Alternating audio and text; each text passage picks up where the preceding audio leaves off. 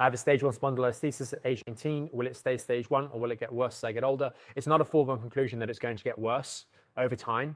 The most important thing you can do is really learn to stabilize that lumbar spine. In scenarios where we have something like spondylolisthesis and we are catching it early, which is great, right?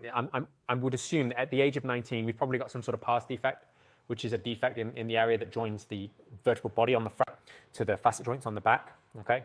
This is the pars intra-articularis is in here.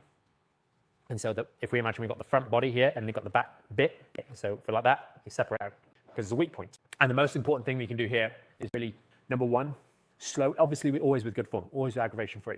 Build strength and resilience into the spine, the whole spine, okay?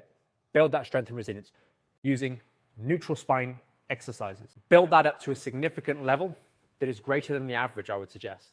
Now, where exactly you want to draw the line to that's entirely up to you, but I would strongly suggest looking at around about the body weight point over, and then it's not a set time frame on this. It needs to be done in the time that works for you and works for your body, and it does not aggravate you. That's very important. If you try and do this overnight, you're gonna mess yourself up, right? But if you do it over a proper amount of time, then you're gonna get there in due course.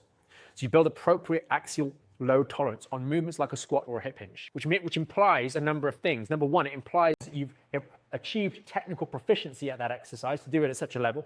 It implies also that you've got a strong spine and strong muscles of the legs. Why is that important?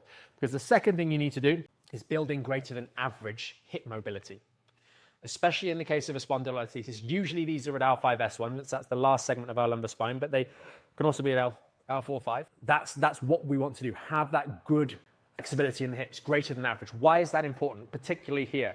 Because we want this segment that's got the spondylolisthesis to stabilize effectively. We don't want it to be wobbling all over the place. It's a vulnerable region of the spine. We want it to stabilize so it stays still. And in the process of that thing happening, we have to acknowledge that there's less joints in the lumbar spine that are participating in movement. So all this silliness about bending and twisting the spine, we want to avoid that. We want to try and keep it neutral. That doesn't mean that you can't bend your spine in real life once you've done rehab. But it means you don't need to be worrying about things like Jefferson curls, etc., etc., etc. You need to focus on a neutral spine, build up that load tolerance, and make your hips more flexible than average.